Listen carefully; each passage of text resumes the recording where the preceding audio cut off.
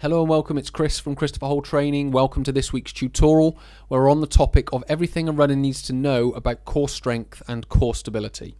We're going to be covering 3 points. So we're going to go through the core muscles and the core itself. We're going to go through core strength and core stability, and then core exercises that cover core strength and core stability because they are slightly different things.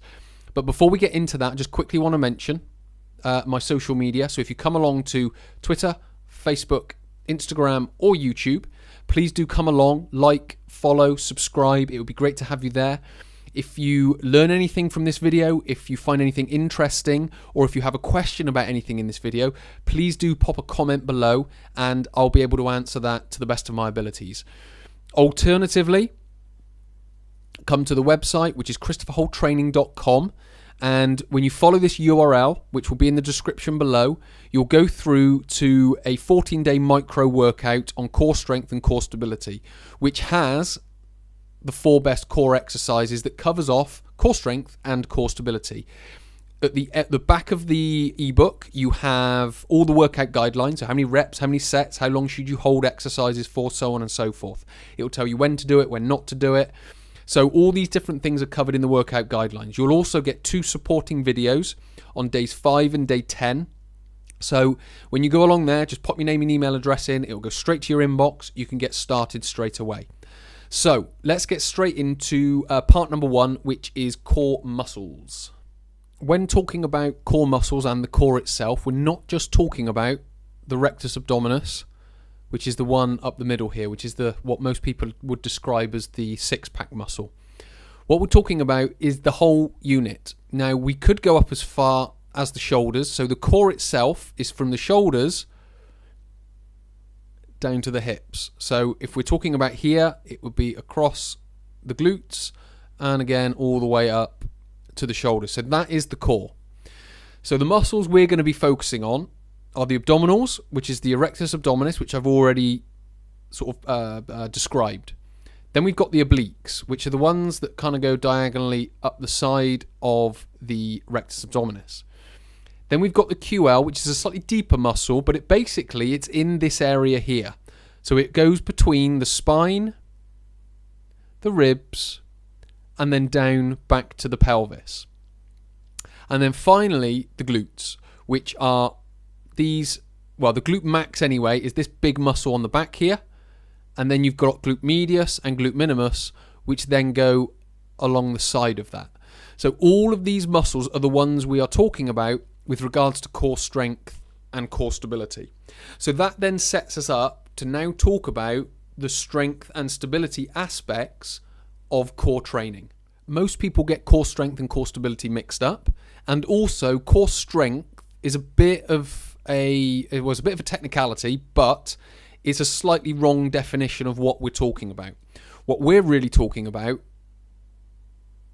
is core endurance, because these 2 types of training keep your hips, spine, and shoulders healthy and ready for performance.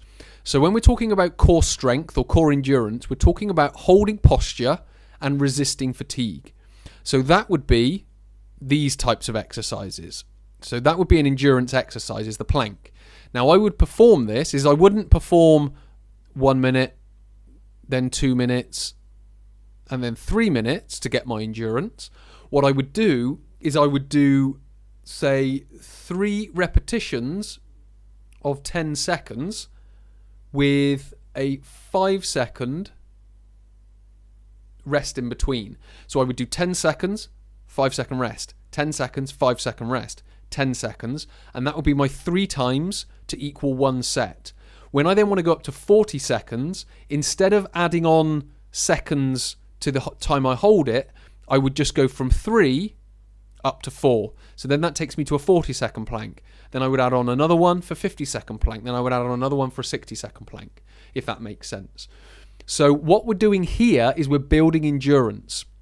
So when we are holding, so we're in this position, what we're doing is we're putting stress on the muscles. When we release for 5 seconds, we allow the muscles to relax, remove some of the built up waste product, and then we go back into it. So all the way through, we're building that resistance to fatigue, so we're able to hold that posture for that much longer without the aching and the pains and the muscle soreness that comes with 1, 2, and 3 minutes, if that makes sense. So that's core endurance. Now, core stability. This is more about balance and control. So what we've got here is a half kneeling exercise. So I'm on one knee, and if I was facing the camera here, what you'd see my knee here and what is essentially my foot alongside it. Now, obviously my foot's out in front, but if you were looking straight down at me, this would be where my foot is, or this would be where one shin is, and my thigh would be out here. Now, to make myself more unstable, I would keep my knee where it is, but I would bring my foot more across, so I'm now on more of a tightrope. So here, there's a big distance between the middle of my foot and the knee. But here, it's much closer. So this makes it more unstable. And then eventually, what I would do is I would have my knee, and then my foot would be directly in front of it, and then I would be on a tightrope. So what that's going to do, that's going to build my balance and certainly my hip stability. So when I was talking about stability training in the posture video, this is what I was talking about. So everything a runner needs to know about posture, when we were talking about balance, these are the types of exercises that I would be doing for a runner. Also, I'm bringing in a rotation. So I'm moving this dumbbell. Oh, it's only a light dumbbell, but I'm moving it around my body. So it starts on this side, and then I move it up and down. Then I change my legs over, and then I move it up the other way and back down. So what I'm then trying to encourage is this rotation of the shoulders. So when I'm bringing it up and across, I get a rotation this way.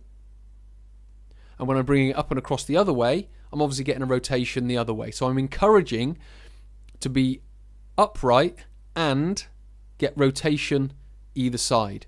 So this is going to start to stabilize my hips, my spine, and my shoulders.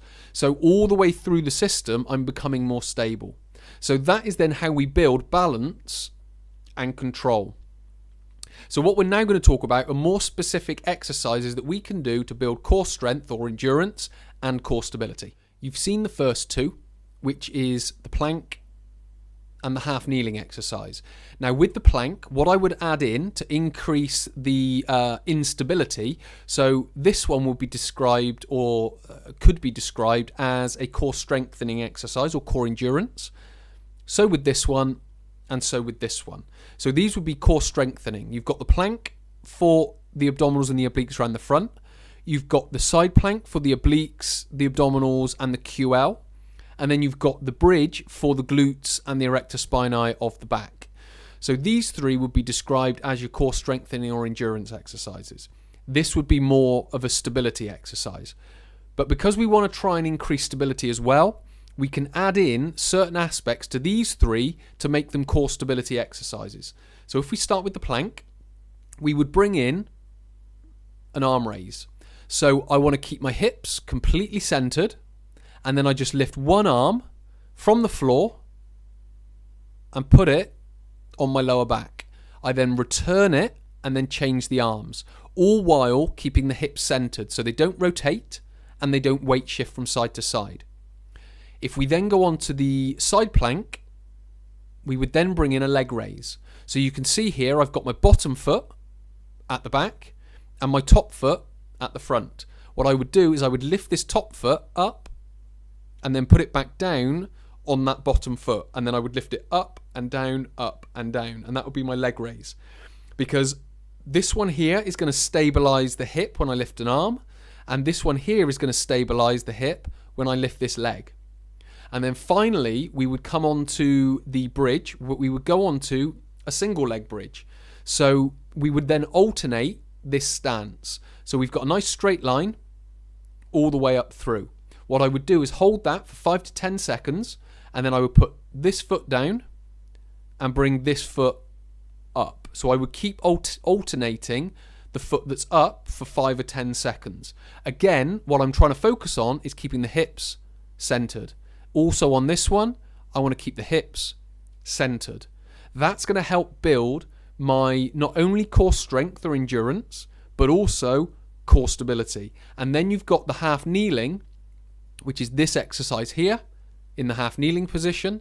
And then you've got the rotation, which will then start to increase the instability, which will help build your stability. So hopefully this has been helpful. Hopefully it's given you a better idea of the area of the body that you're working, the types or groups of exercises that you should be doing with regards to core endurance and core stability. And then you've got 4 specific exercises here that you can start to do that will start to build your core strength, endurance, and stability. And finally, download the 14-day micro workout to then add more to these, because it'll include all the regressions and the progressions to be able to give you the extra strength and endurance and stability that you need. So many thanks for watching. My name is Chris from Christopher Holt Training. I'll speak to you in the next video.